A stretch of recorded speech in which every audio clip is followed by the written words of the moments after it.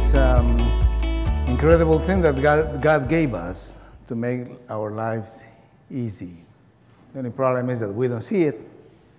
You know, we don't see it, we don't know how to work with it, but it's powerful. So we have to take care, of it. And a worldview is formed when we are very little. So that leads us to the conclusion that we have to be very careful how we raise our children. And I guess you Americans do much better than we Latin Americans on that. You know, I grew up in I went to Bible school and we lived in a campus like this. We all lived together. And I always got marvelous about how careful Americans are with their children at a very early age. I don't know how perfect could it be, but considering what we Latin Americans do is just, it's something amazing. And it's very important because anything you can teach a child at a very early age, and we should never underestimate a girl or a boy, that will stay there forever, probably. Yeah? A worldview forces a person to find out what life is all about. It's always intuition. They learn everything by their own intelligence. They realize everything. Okay, so we can help them, to understand the world they live in. It's good to have traditions. It's good to have a culture that may reflect truths. Discipline is fine. For instance, a child that plays all day long with the TV or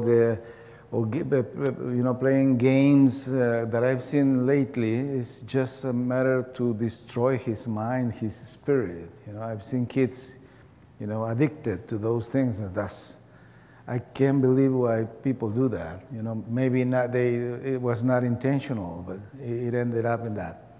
So we have to do our job. We have to do great things with little ones, and probably we can find nice things to do that may reflect truths in the best way. All examples are good examples. Kids, try not to allow your kids to be rebellious with you. I don't know how come that is developed sometimes, but I found people struggling with kids who don't want to do anything, who don't want to obey, who don't want to go. It might have a reason, But kids normally come very, happy to do things with you if you allow them to join you. I remember a time when we had to go and visit a little kid at the hospital in Guatemala, and we had to take the whole afternoon. So I convinced my kids that it was going to be a nice thing to do. Juanito is alone, is by himself at the hospital, and he needs someone to stay with him the whole afternoon. So let's take toys and candies and things like that, and they came with me and they spent a nice afternoon with him. They were so happy at the hospital. The hospital was just empty, and I was, kind of concerned for them not to get any kind of disease inside of the hospital or something like that. But it was just the thing to do it one Sunday, and I remember that next Sunday I didn't think much about Juanito because Juanito was okay. But my kids were ready at a certain hour with the toys, and what time do we go to Juanito? The kids are that way, Don't say, oh, no, forget it, I'm tired. That's the worst thing you can do. Get tired later, Yeah. Don't let your child to think that, no, Dad doesn't want to do anything. Mama is always tired. When they come to that point, it means that you're not doing your job. You know, it might be hard, but that's the task the Lord gives us when we have kids. So they form their worldview. Everything that is going to be natural for them has to be done then. You know, disciplines are great. You know, to lift up their spirits by the discipline, great stories, great things to do. If you are going to be compassionate with someone, do it with your child. Let the child see what you do, you know, see how it works, see the fruits. He will never forget it. Those things will be in his mind forever. Okay? Never leave them at home with a babysitter and you are more comfortable doing your own things. Not necessarily works that way. Okay? Then a worldview, you know, it's powerful, and any idea that the child can realize during his or her early ages will be there. It cannot be changed. Remember that. It cannot be changed. It's storage in a place that is sacred, and it's not meant to be changed, you know. So the more truths we implanted in that area, the better, you know. He will struggle with you know, less with practicing God's truth. But on the other hand, if we don't help them to do that, we will have to start working later. You know, remember that we are the first layer of the culture, our family, but the rest of the world still have their own form of influence. My recommendation would be try not to let them watch too much TV. You know, there are some parents that connect the girl or the boy to the TV, and they learn a lot of things just watching TV. When you say, "Why is this little kid so rebellious?" Well, that's the reason, probably. You know, so be jealous. You know, I remember that someone one day taught us about how jealous were Jewish parents about the education of their children in all times in the Old Testament. And it's really amazing because your children's worldview is your responsibility. That's something we should preach at the church, and then we will be able to finish many problems at the same time. Okay, then, because from the culture would inevitably invade your house. It does, you know. Culture invades even the church. I remember that when I was a kid, I don't know, I didn't go to the evangelical church, but as Catholic, I remember when I was a child, there were not electrical guitars. And when they came up, it was in the times of the hippies and Woodstock people and people like Carlos Santana and all that. And I remember all parents at that moment saw electrical guitars as a very, very evil thing. You know? And I don't think, I mean, I like it, electrical guitars, you know, but it's interesting to see that today it's really hard to see a church where they don't have an electrical guitar.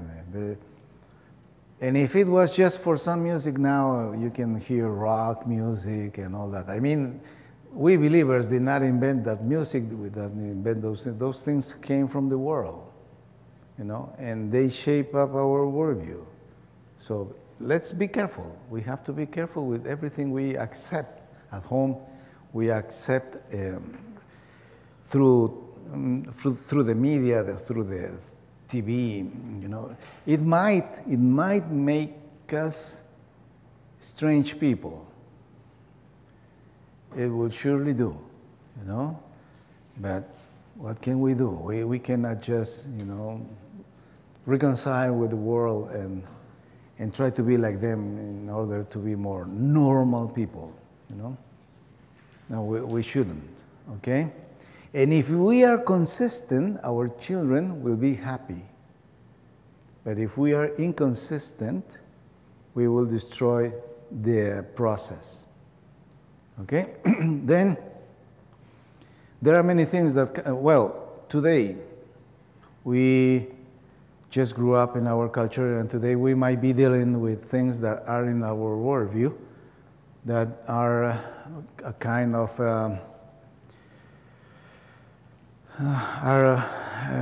hard things to deal with that do not come from God. It might be the way we treat women in some societies, and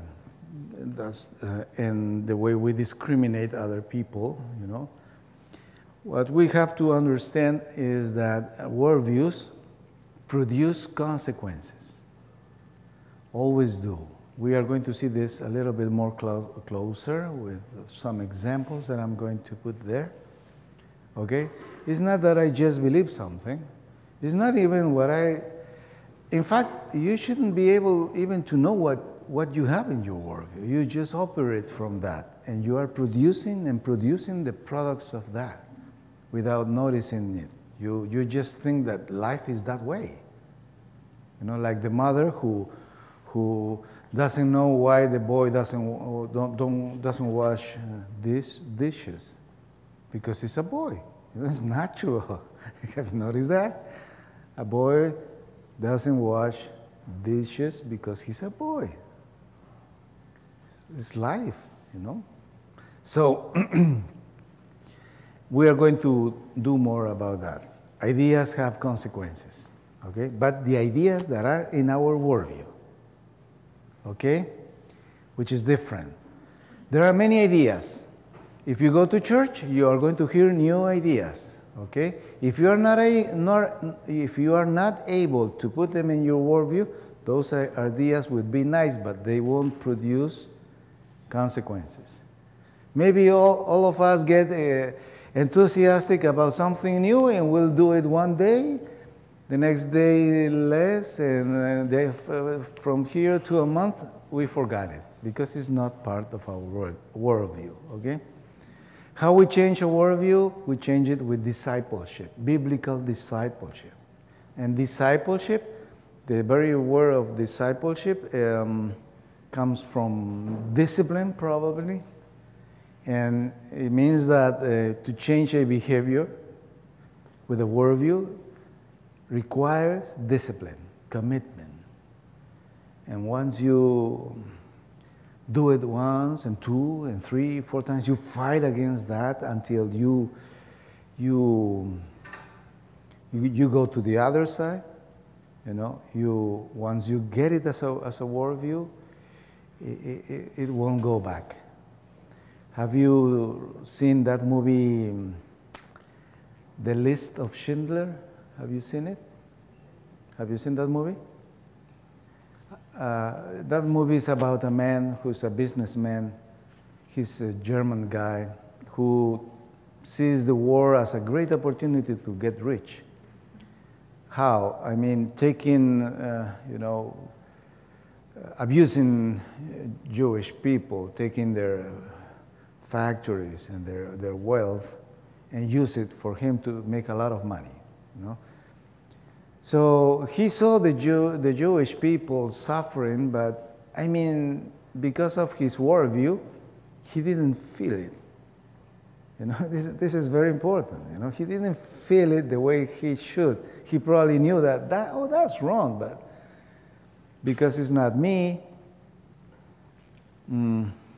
I won't get in trouble trying to do anything else. Well, the movie is about him who decides for some reason, to protect this Jewish group that works in his business, and they are a kind of 800 people. So it is hard for him to run everywhere trying to avoid them to be taken to the extermination fields.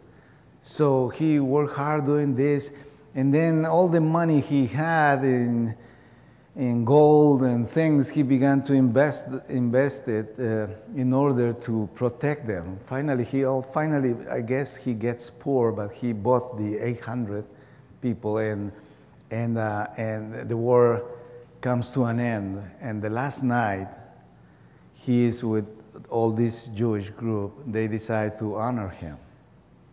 And then while he was saying goodbye, he began to explain why he did that, as you know. But all of a sudden, he got caught in the idea. And then a huge repentment came on him. Amazing. And he began to say, look, with this piece of gold in my pen, I could have bought 2 more. And with that car, I could have bought 4 more. And why I didn't do it? And all of a sudden, his mind changed the way he saw reality immediately, in a very dramatic way. And he could see truth, something that he couldn't do before. And he was just crying and weeping, you know. That man cannot go back to do the same thing. You know, because there was a change in his mindset. I mean, his worldview was dramatically changed. Okay, I think something like that has to happen to us in many ways, in many things, in many values that we probably didn't think about. Okay, so because we want truth in our worldview, we want our worldview to guide our decisions in the right way. Okay, that's hard to do, but that's a commandment, you know. The Lord told us, go and make disciples. And discipleship means I will work with this guy until he's another person. And that's not easy to do because I have to work with me first. You know, I have to watch. Not always, sometimes we take for granted that some people need help. And for some reason, I get to think that I am the one who can help, but it's not always that way. You know, it also to live the kingdom of God means that we are constantly confronting us with the truth of the Lord, and we never get to the point that we are in the highest point and we don't need to change anything. We just need to help other people. I don't think you ever get to that point, you know. So you are always in the struggle with something else. Okay? Well, let me give you some examples about how truth produces life and lies produces death. Okay. Well, let's say some more things. The fruits of death are oppression, poverty, injustice, corruption. So wherever you see them, you have to think that there is something interesting. You take a plane, you land in a place, and when you get into the first city or whatever, and something shocks you, and you see, for instance, injustice, corruption, that's what you see, okay? That's what you see. What you don't see is the truth or lie that is behind that, because that's spiritual. It's in the mind of people, okay? But you have to think that it's real. And that's the stronghold, you know. And sometimes you get money to help the outside things, and you pour and pour money into that, thousands of dollars, probably millions, and nothing changes. Okay, no wonder.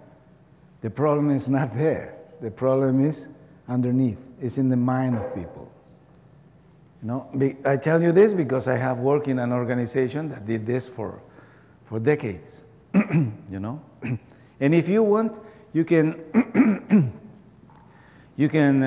see the story of many international organizations that ask money to donors to take to poor countries. They never solve anything. You know, of course they don't wonder why, because it's a good business probably for them too. So if the poor is always poor, is good.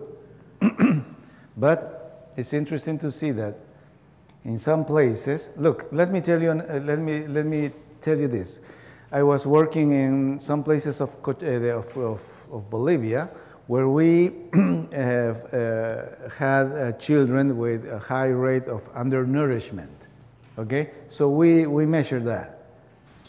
And one of the ideas we got is that if we help them to improve their income, we can fight this problem of undernourishment better, right? Do you think is that idea? Sounds logical, right? It's interesting because we did. We helped them to make business, to better in agriculture, in many ways. And certainly they got a better income. Months later, when we measured the undernourishment, it grew instead of going low. You know, why? Because we underestimated the worldview. Because in their worldview, when they get more money, you know, it's not exactly, what they do is not exactly what we would do. You know, for instance, in my case, if I get more money, I will probably use it for the well-being of my family. But not they. You know, so what do you do with your money has a lot to do with your worldview, with truths of or lies that lead to important decisions. You know, there was this guy in Guatemala. That story told me this same man. We made a project about vegetable gardens, something like that, you know. And he gave us his house and a piece of land where we worked. And there were many men in the community. And this man was very smart, you know. He learned everything. And he gave his place because he wanted to take advantage of that. So he did. He became a nice and very productive man. He took all the lessons he knew. And he took all the vegetables he produced, and with a lot of work, he took them to the near city and sell them for months. Then he got money to buy a very small car. He bought the car and was able to carry more vegetables. And after a couple years, he bought a truck.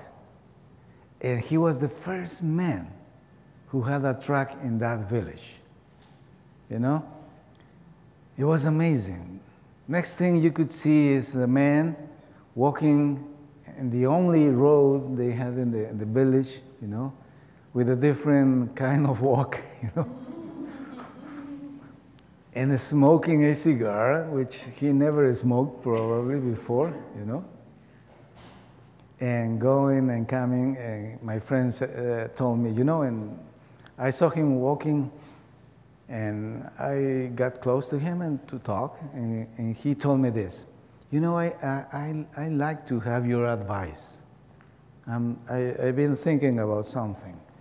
And I said, what is that?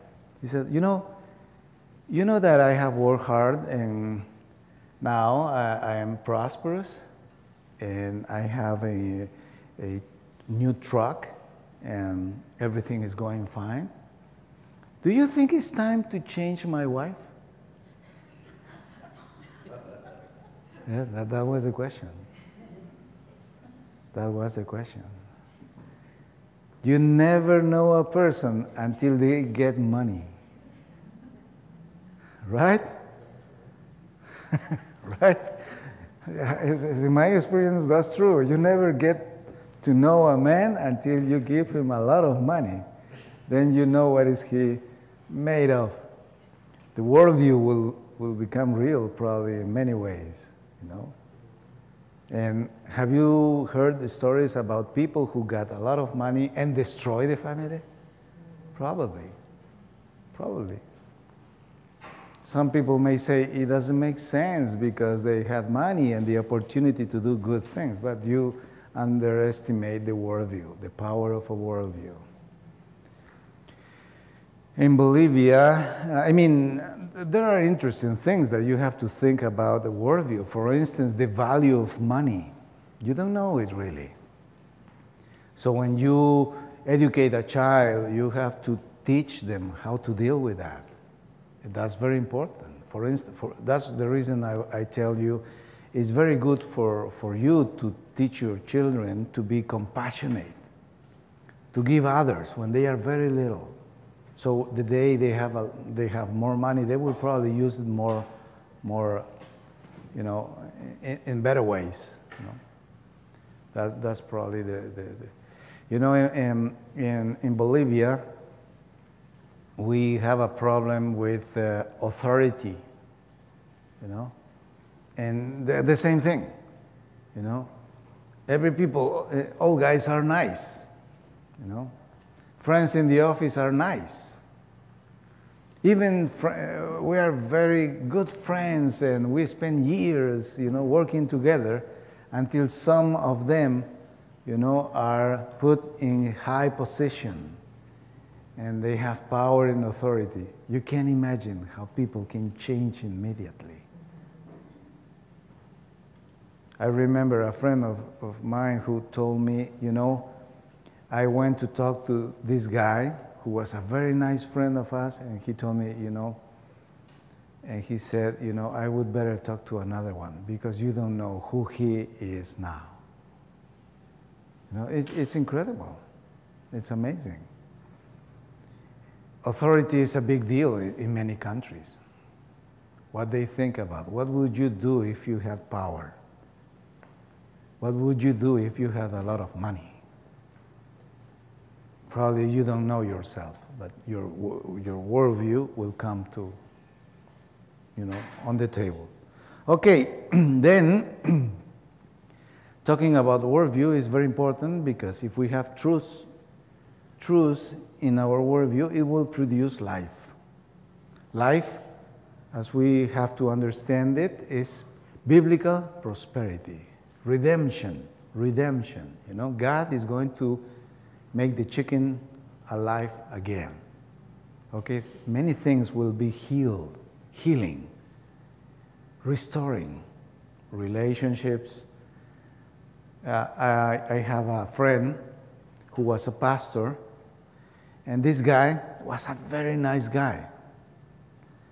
But he was what in the American culture called a loser. Boy, this man was a pity. You know, I like to see him, but every time I saw him, he was in such a ridiculous situation. He had no money in his pocket, you know, but he was so nice. And he was a pastor, and, you know, it was the same story every year. And that's what he says. I never had money. I never could help my family, and I don't understand why. And I talked to him about one of these things of biblical worldview, which is, no, I'll tell you this story later, okay? So I don't want to ruin the thing. Yeah, I won't, yeah, let's go. Then when we arrive to a country and we see, for instance, corruption, okay, that's what is on the surface, right? But the problem is underneath, where we don't see. It's in the mind of people. So be smart, okay? If we see injustice, if we see poverty, those things are the fruits. Yeah, ideas produce consequences. So I have to work more with people, not much with the environment. Okay? Okay? Sounds logical according to what we are saying? Make sense? Okay. Another thing is that because man is in sin, you know, so what is normal what is normal is brokenness. Brokenness is the normal state of life. You understand? When I don't see brokenness, we manage this thing in different ways, When we see brokenness, we say, how this thing happened, Mostly we ask that, but that's the wrong question. That's the normal state of life. When we see people who are happy, are prosperous according to God's will, is when we have to ask and say, how this happened? You understand? You understand what I mean? Because when God created man, what was normal was biblical prosperity. That was normal. But because of sin, it's not normal anymore. It's something that comes only after redemption. Okay? And that's not an easy thing to do. What is normal is to find corruption, injustice, poverty, suffering. That's normal. Okay? You see? Okay. So that is very important. I have noticed in time that we believers are not well educated in the theology of sin. We have to understand sin. When we take care of our children, we don't understand how sin works. We might be a good family. We might be very educated people. But we have to understand that every little one comes in sin. And we have to help them to leave that state to a redemptive state. It's not that little kids just grow and everything is nice. No, he will naturally develop the tendency to go astray.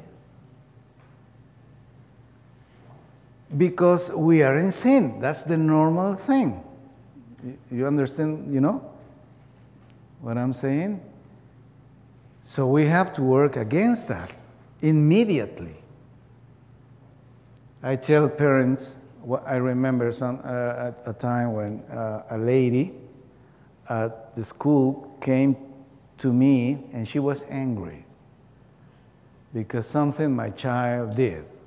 And what she said was something terrible. I never imagined my son doing that. And the natural response is, no, my child cannot do that. Forget it. He can do worse. You have to believe what they say. Because we are in sin. Do you understand? If you get a lot of money in church, I'm going to tell you this because I'm a good friend of you, and probably we won't see each other the rest of our lives, so I will say it right now. If there is a lot of money in church, bear in mind that we are in sin. That money will tempt someone. And it will do. It's not that it might, it will do. Probably you've been doing that for a long time and you just thought about that. Because what is normal is sin. Okay? So, broken societies are the normal state of life. What is marvelous is to arrive to a country where you see things in order, restored, redeemed. And you say, how did this happen? How? Who did this? How God worked in the past? Because this is amazing. This is life. Truth came here, and changed people's mind for the mercy of the Lord. In some way, it happened. Okay? But that is not normal. You can lose it if you are not careful. Because the normal tendency of people will always be going into sin. Okay, so that's important. Yeah? We need to renew our theology of sin if we want to understand this better. Yeah? Okay. Lies in our worldview produce bondage, slavery. Okay?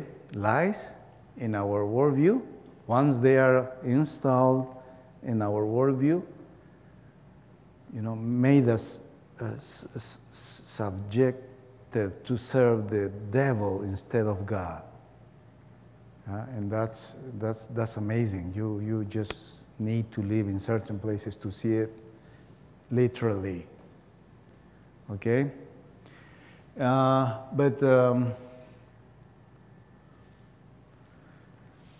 Well, there is a ministry. I don't know what's the name of this girl in South Africa. She has a... Ina Richards? Yeah, I guess is she. Ina Richards? Well, she has a ministry where she...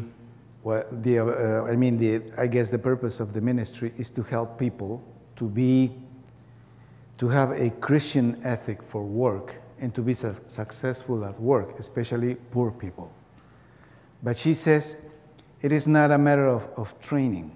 You have to break the bondage of poverty because they've been slaves of the devil. And she says, and she starts a group of questions that are just, well, I got scared when I heard it. But she says, I have to face the man and ask him why you don't have a job. Why are you unable? And things like that. She has a strong character, and it's amazing. But the first thing he does is she acknowledges that this man has been serving the devil, has been in slavery. Probably it was produced when he was a little child, but it doesn't matter. He has to acknowledge that he has to escape from that state. That's redemption. You see? Have you seen people who have nice jobs, but they are slaves of the devil?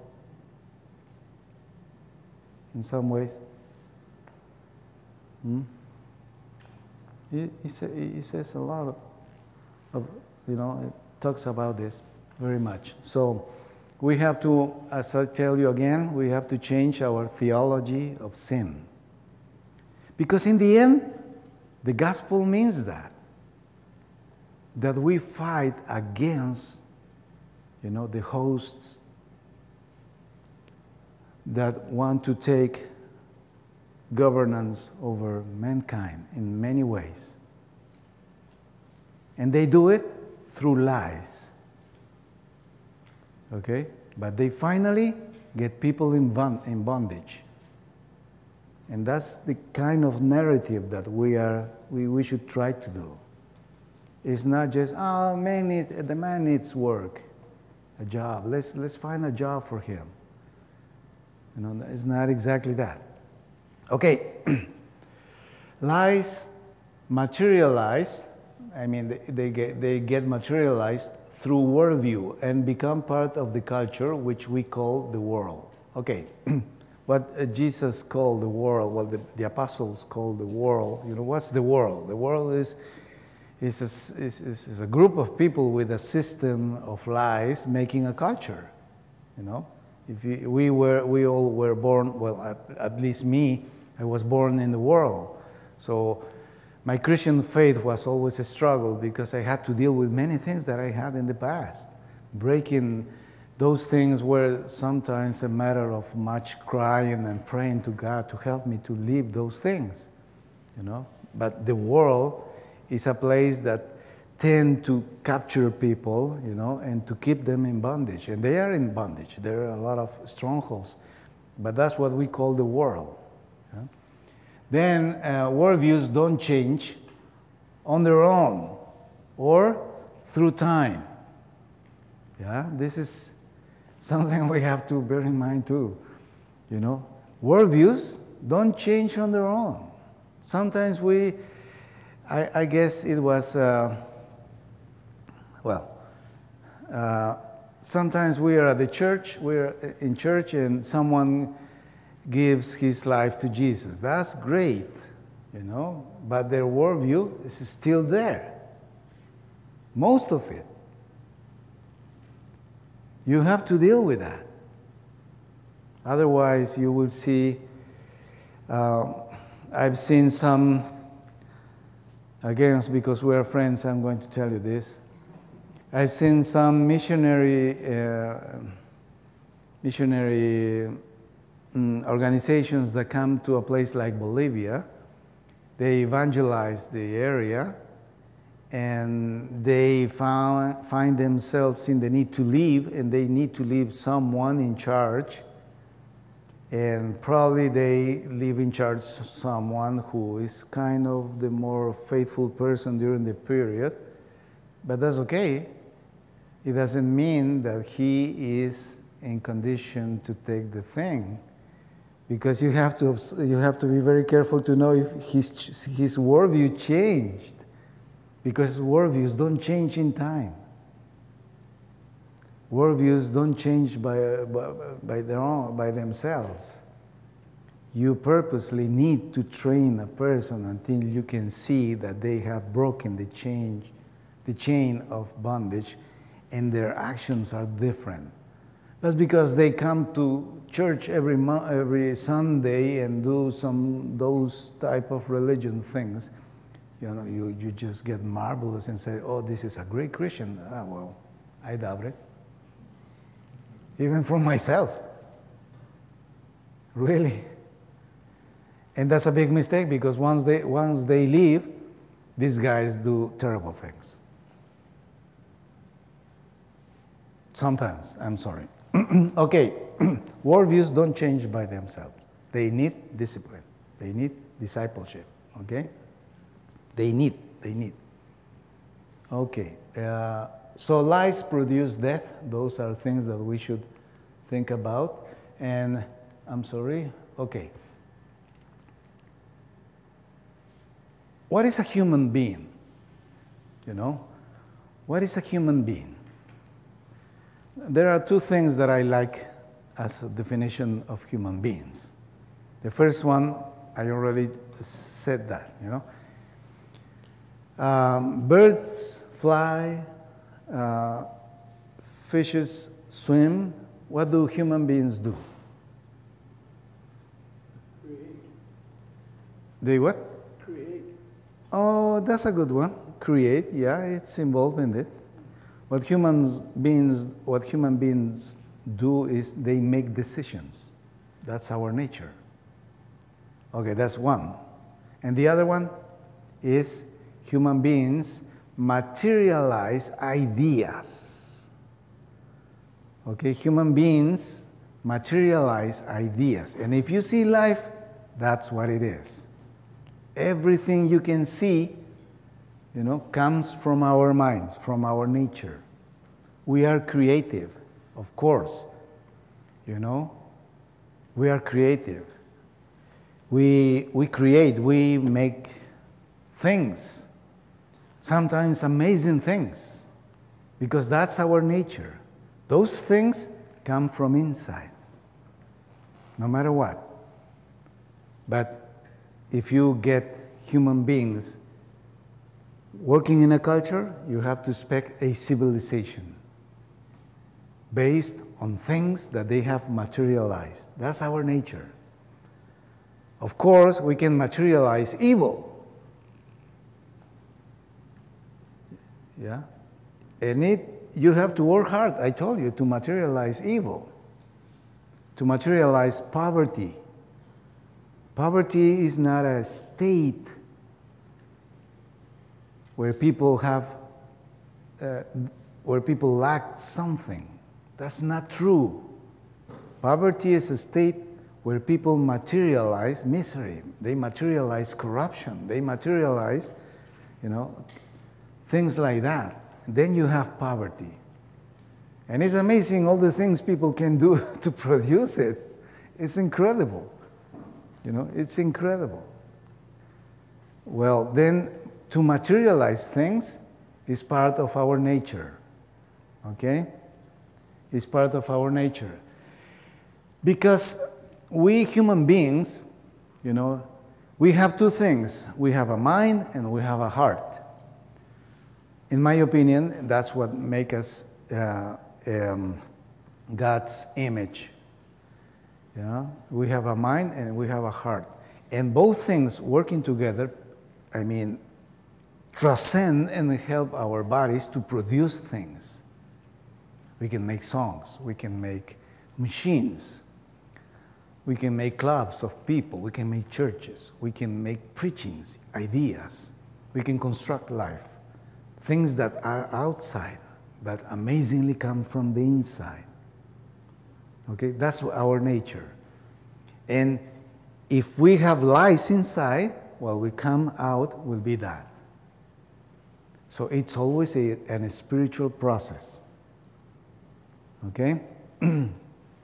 We materialize things. And lies in the worldview of people have the power to materialize a culture of death. Lie is a spiritual thing. It's a spiritual. It comes from a spirit. And through our worldview, it gets materialized in a culture of death. Daryl Miller uses in his book this idea. Have you played with the lens that, captures the light and can fire a paper? Have you played with it? Well, that's a way of illustrating how things can be materialized. Immaterial things becoming material things. Okay? So we have that power. Can you imagine that? So the Lord took a man and a woman. They were just naked. They had nothing. And the Lord told them, fill the earth. Fill it with wonderful things. Make music. Make buildings. Make inventions. Make all sorts of things. And we do. That's our nature. That we don't realize that. We always think that things move only in the material side. But that's not true. It comes from the inside. Okay? And if we materialize lies, the natural product is going to be that, oppression. For instance, if I believe that women have no value,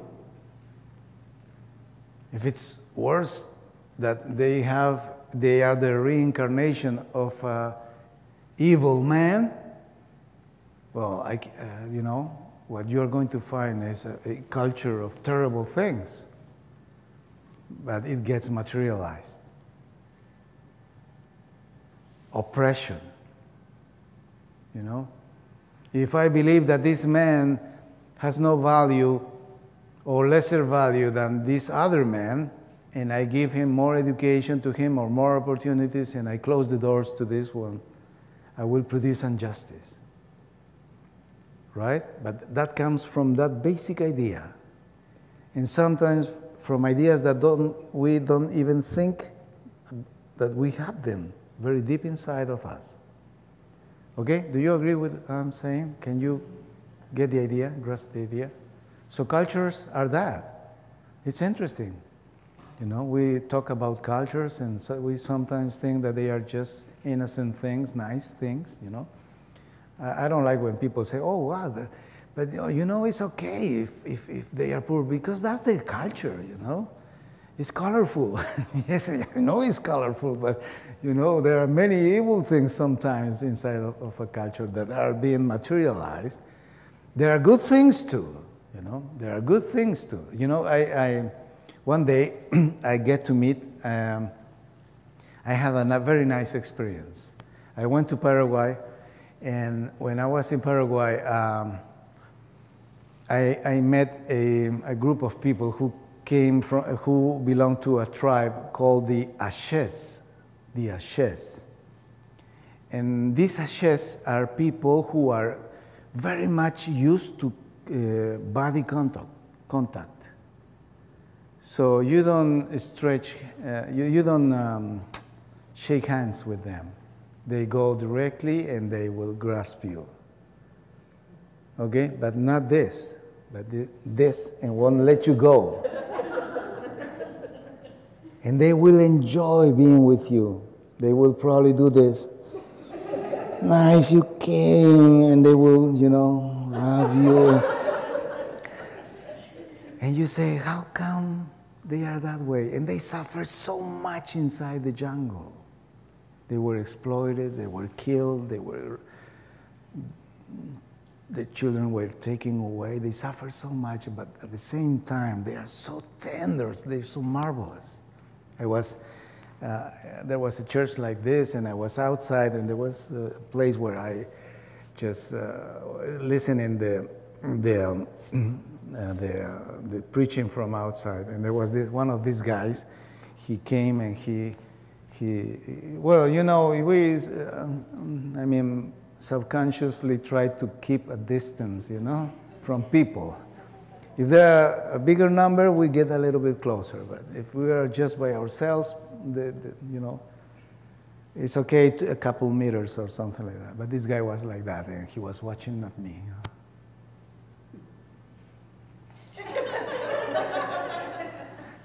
And again. And when he came a little bit closer, I was the other way. And then he came closer, and happened what I was afraid to happen, because he touched my, and I was just uncomfortable. What can I do with this guy, And then he was this way, and he put his head on my shoulder. And, it was funny because I didn't know about them. Then the missionary who works with them came and explained me. And while we were talking, then I was surrounded of them, all of them hugging me, embracing me. And I went to visit them to the reservation it was amazing to be there. But that's their culture. And you don't know how God gave them that, but it was beautiful. It was a nice experience anyway. And they were incredible, using the arrow and, and the arc. There was an incredible techniques they had to hunt. Okay, so we materialize things, our culture can materialize things through the culture, through our worldview. We build cultures. Okay, that on the outside and that level are visible things, are material things, but you have to be clear on this. They are connected with their ideas. They are connected. Don't try to bring things in the outside new to them, because they won't accept it. Probably they won't adopt them well if you don't bring the idea. Right? That's why some people just wasted their money trying to do things that they just simply are not their own, Okay. Truth produces life. We have repeated this many times. Humanity under sin can't know the truth, which comes only through revelation. Okay, thanks God for the Bible. We as human beings in sin, we cannot realize truth by ourselves. God has to bring it to us, And we have to embrace truth and make it our worldview. Then it will produce life. But it's not our choice. Okay? It's not in us to do it.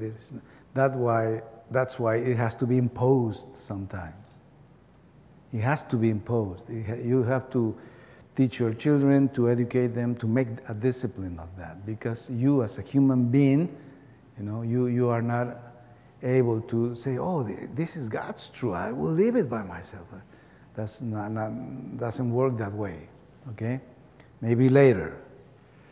A biblical worldview produces redemption. Yeah, produces redemption. It's also made by redemption. I mean, there are some things that you can do. For instance, the Bible talks a lot about compassion. Jesus said, love your neighbor, love your neighbor. Loving your neighbor not always is just some nice things to do, but there are some sacrificial things to do. But let me tell you something. When we do discipleship, don't put your eyes too much in the end. Put your eyes in the process. The process is very important, you know. We believers mostly go to church to ask God products. Lord, I need money. Lord, I need this. Lord, I need that. Help me, please. We ask for finished products. What God wants to give us are processes, because God is glorified in the process. And God produced the knowledge of God in the process, not when you get the final product, okay? So this man, Schindler, had to go through all that way, you know? And in the end, when things change, whether he was a believer or not, he got the knowledge of God. He maybe do not confess Jesus, but he is more Christian than many people, because the process is the one that gives you the power, the strength, the experience, and you get to know God through a process. Okay? This is very important. I don't know why people go to church and we make a kind of idolatry out of that, asking for things. It's too much paganism. You know, God is the author of life. And everything has to be constructed. So it's a process. So if he gives you the money to start, that's fine. If you are faithful with that, the next step will come. But you have to be faithful in the process. And in the end, you will say like the Apostle Paul, I run a lot, but it was not me. God did it. But I ran a lot, but it was not me. It was God. But I ran a lot, but it was not me. It was God. He sees that he and God together finally got to the end. But the process is very important. Okay? Why did I say this? Yeah, biblical worldview produces redemption. Redemption comes in the process. Yeah? Redemption comes in the process. In the Pentecostal Evangelical Church, there is a mistake. I put my hands on someone, and this person will have such an incredible experience. Next time, he's a new person. That's not true. You'll see it. Even having strong experiences, you still need to work many things manually. Okay? So, for instance, compassion. Many people need to be trained in compassion, sacrificial compassion, love your neighbor. Oh, do I have to do that? But it takes time, right? You're right. Boy, it's a lot of money. Yes, maybe more. It is. Because if it's free and it's just 5 minutes, nothing will change. And in the process, you get what the Lord wants to do, and you yourself will be a different person at the other side. It's always redemption. You have to remember that. Redemption. Okay? Then, next thing is truth produces biblical prosperity only when it becomes part of our worldview. John 10:10. Maybe we have to talk about a little bit more about biblical prosperity. I told you biblical prosperity is not money. Probably money is one of the most evil things you can find in life, although, praise God, we don't misuse it. But money is really dangerous, really, really dangerous. Biblical prosperity is something you have to see in God's design for life. And it requires us to go to Genesis, for instance, and to see how God has made life, to realize all the different things that are part of life and that we need to develop. You know, when we talk about biblical prosperity, we are not talking about just getting money, but we are talking about, we may take our life level higher, but it's not just us. We go, that's why, because I love my neighbor, we all go together. You know, we all go together. There is much more to earn when we all go together as a body, you know, than just getting rich and then I'll see who deserves a little bit more here or there. That's not the idea. And think about this. When God created man, you know, in the beginning in the Bible, the first thing God did is to bless him, to bless man and women, to bless them. To bless them means that he wants the greatest thing for them. I mean, all my plans for you, I want them to be realized. They want to be done. So I will take care of that. That's what God did with them. And the first word he tells man is, be fruitful. Be fruitful. Think about this. Be fruitful. What does it mean to be fruitful? Have you read those verses? Probably you did, but you never stopped and tried to think about that. What does it mean to be fruitful? What is it? Being fruitful means that, like a tree, that you go from a little seed and you need first to grow. So growing, seeing kids growing, is biblical prosperity, part of biblical prosperity. So they grow, and while they grow, what happens? Happens that all the great things that God gave them as skills, as gifts, are being developed. Some of them for music, probably. Some of them for science. Some of them for simple things. It doesn't matter, you know? And then they will reach the fullness of their lives when everything is developed, you know, and we all share our fruits together. You for me, me for you, in a kind of system, but that will bring us all to prosperity. Now, it is important that every person can go that way. You know, once in a while, I find a person who is not growing and is looking for God's help, you know, because he needs money, he needs a job. It's very common. And I say, did you go to school? Yeah, I did. What happened? I didn't finish because this or that. And I say, well, that's going to be hard. You have to go back and continue where you left it. You know, mostly that is an amazing advice.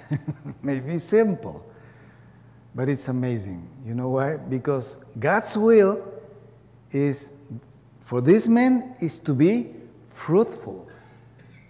I mean, you say that's the natural part of life. Yeah, but you cannot make a spiritual life if your natural life is a mess. Okay? It is very important for you to be a nice Christian, but to be a fruitful person, because that's what God always wants to do. I mean, let me put this in the right place. Okay? I mean, the whole of your life is this, that you get to be fruitful. You can do many things, but if you are not fruitful, you didn't make it, honestly. You have to be fruitful. God created man. It's like have you ever done, I don't know, a toy? I remember when I was a kid, I made a toy by myself. This was a kind of submarine. It was wonderful. It was my masterpiece, you know. I used to take it everywhere to see, did you see this? Have you noticed? You know? I think about God being so delighted by his own creation. And he made man. I guess all the angels were around him when he was breaking the plastic thing and taking man out, you know? And God was, you know, think about you are constructing a plane, small plane. It has the engine, everything. You made everything wonderful. And you got the remote control in your hands. And the engine is right there. It's, all the propellers are working and ready to fly. And you want to tell it one word. What would you tell it? What would you do? Tell it. Fly! You know, because that's the reason you made it. You know why God made man? What's the reason he had in his heart? The greatest thing he wanted man to do is to be fruitful. So that's the first word God speaks to man. And it's just like that. So, in your natural life or spiritual life, no matter how you want to see it, the best thing a person can do is to pursue the realization of God's plan for his life, what he meant for him to be. And you will hardly be a person, what I mean is sometimes we think that when going to church and becoming very spiritual and doing great things like that is going to be something that will excuse you for not being fruitful. Okay? What God wants you, no matter what, is to become fruitful. So, the first line of a life of faith is to pursue that. And while you do it, God will be with you. I mean, the Lord don't need us to be, to put our sight too far. He only tells us, be faithful this day, only this day. Tomorrow will be another day. But today, if you have to study math, do it as unto me. Because man was supposed to be fruitful as unto God, as a child who wants to please his mother or his father. And if you do it every day, you will see how God makes amazing things in your life. You don't need him to do it in the big campaign or in the church, just in your studies. But I'm going to finish high school. I like to go to college. I don't have money. Don't worry about that. That's not your concern. That's God's concern. Because he's the one who's asking you to do that, and he bless you. He will open the doors in ways you will never imagine.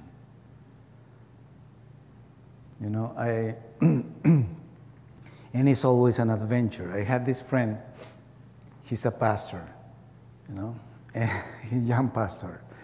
One day we were in his living room watching a video about Christians doing nice things, and he was weeping. And I said, what's going on? And he said, you know what? I come from Guatemala. My pastor is a pastor of 10,000 people.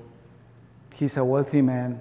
And he told me, go to that city and open a church. I will support you. And I have come with my family. I have opened the church. But 6 months later, no one comes in. I've done everything. I put music. balloons everywhere, but nobody comes in, nobody's interested. So I decided to pray. One of those days I was tired about this, and I began to pray, and I said, Lord, this is it. You have to answer me now, but now, today, if I am a pastor or not. Today, now. And when he was saying now, somebody knocked the door. That's a sense of humor, really. And they stopped his prayer, and he went to open the door. And when he did, there was this group of very poor people, but a bunch of them, who said, we are looking for Pastor Jose Calderon. And he said, I am. Praise God, we found you. The Lord guided us to come with you. And he was just praying, asking God if he was a pastor. But just wait. And I said, and then what? My problem is that those are the poorest people I've seen in my life. And I don't know what to do with them. I'm not prepared to do that. And I said, yeah, you're right, you're not prepared. But at least what I think is that you are not going to live from them, they are going to live from you. So don't ask them money and nothing like that. But what can I do? I don't know. He was a poor man too. And I said, well, I don't know. At least give them an example of something. Help them to get something else in life. And I asked him, for instance, you finished high school? He said, yes, I did. Something else? No, that's it. And in Guatemala, that was enough at that time. Would you like to have higher studies? Oh, yeah, I wish I had. What would you like to do? I like to study computers. And why don't you go and do it? But I am a pastor. Yeah, but you have brains, right? Some people think that the spiritual life, to devote your life to the spiritual things mean you have to abandon God's main purpose for your life. And that's a big mistake. And I told him, look, I can help you. In this organization, we can give you half time of a job if you go to a small university that was there. They teach computers. Came some days later and said, if you help me, I'll do it. Okay, let's do it. He went, he got registered and all that. Okay, and he began to work in my office. And then he came one day and he was sitting there in front of me. He said, this is my first day of college or university. And how was it? Well, the first thing is I'm the oldest one in the room. Everybody's young. Well, that's okay, no problem, never late. Then the first teacher came in, and what happened? He used to be my friend at school.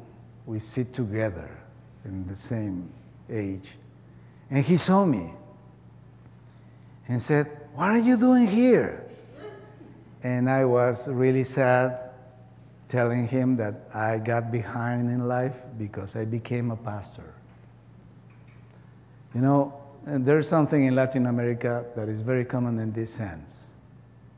And I always tell people that if your pastor has not completed his education, if I were you, I wouldn't follow him. And this is a very honest advice. And if he can do it, and if he doesn't do it, don't follow him. Because we should always show people that we are growing, that we can give more fruits in many ways. We live in exciting times. Even watching YouTube, you can learn many things. That was not in my time, but just watching YouTube, you can do amazing things. So there's no excuse. Well, time passed, and he came one day and said, we got our grades. And how was that? And he said, I'm the best student in my class. Oh, great. Keep going. Next thing he came and said, you know, I'm the best student in the whole university. I said, wonderful, you see? And everybody loves him. And when teachers come and talk against God, I just jump in the conversation, and because I'm a grown-up man, I just fight against that, and everybody likes it. And I say, yeah, that's great. The next thing is that he comes and tells me, you know what? Every night I sit in my bed and I'm on the table, little table, making my homework because I don't have time during the day. And all of a sudden the door opened. And I got scared because I thought it was. Then my 2 children came in and said, Dad, we have seen that you are going back to your studies. And we have thought about why don't we compete each other and see who is the best student in the year.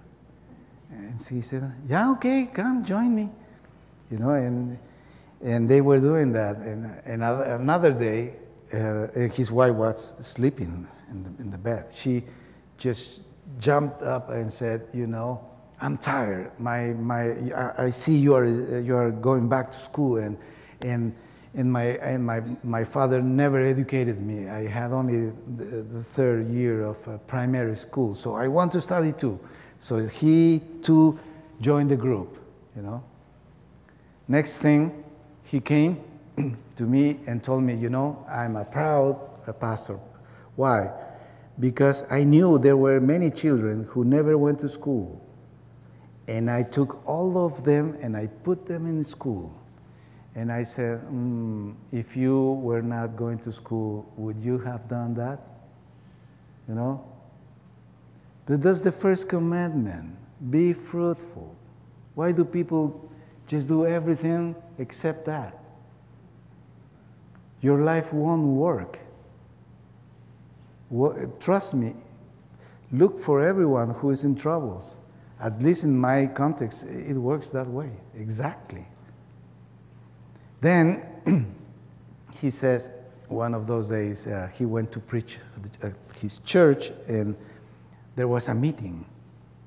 And he, you know, was kind of scared what was going on. And someone came and said, Pastor, when you finish your preaching, please, we want to talk to you. And he thought there was a big issue. And he said, well, I couldn't preach, you know, very well, so I finished soon. And I went there and said, okay, what's the problem? And one of them stood up and said, you know, Pastor, we have seen that you and your family are studying. And you are making all our children to go to school. And we all are illiterate people. But we want you to take the church and make a school here, and we all want to learn how to read and write at least, and if we can go further, we will go further. You know, think about this man who at the beginning didn't know if he was a pastor, you know, and God was leading him without he knows.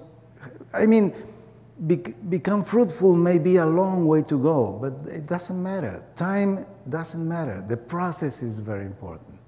And the Lord opens doors, talk to hearts, you know, gives you the strength.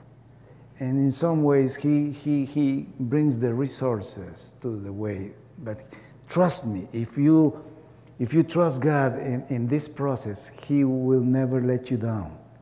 Never. But if you stop, you know, then what He can do. You know what service means? We are servers. Do you understand the meaning of service? The Lord Jesus said, the one who in the kingdom of God, the one who has authority is the one who serves his brother. We don't understand that because we use our worldly paradigms. But serving someone is something very simple. It's helping them to reach their fullness in order to be fruitful. That's all. And that's what every parent do with their own children, you know? It comes from, the first assumption is, my child comes with a plan from God. You have to start that. You have to see every child that they say, God has a plan for you. God has a plan for you. God has a plan for you. This is a certainty. And it's plans of prosperity. And there are great news, but we need time and we need a process. But he cannot go there by himself. He needs someone to serve him to get there. So what do parents do? They change diapers, they make, the milk. But that's not the purpose to be a parent. Those are just little things that go along the way. But in the end, what you are doing is try to guide them to develop their highest, at certain moment. That's what you really want. I remember my son told me, Dad, I don't want to go to school. He was very little. He was suffering. And I said, son, you have to go. God has great things for you, but I don't really know what it is, honestly, but I know it's that way. That's true. And he said, okay, next time, Dad, I don't really want to go to school. Son, again. Okay. Next time he came and said, Dad, I won't go to school. Then I took my belt and said, okay, no problem. The thing is, who has the authority is the one who serves in the kingdom of God. It's not that you have the force. It means that God is supporting you in what you do. It means that. Because the authority is His, that's not yours. And what I do is, anything that goes aside and not in the plan, I have to stop it. So I'm serving until He finishing the road. He gives fruits. Then I did my job. You see? That is to serve others. It might be about bringing coffee, doing that, doing this, but the main thing is what you are focused about, and it's what you are going to get.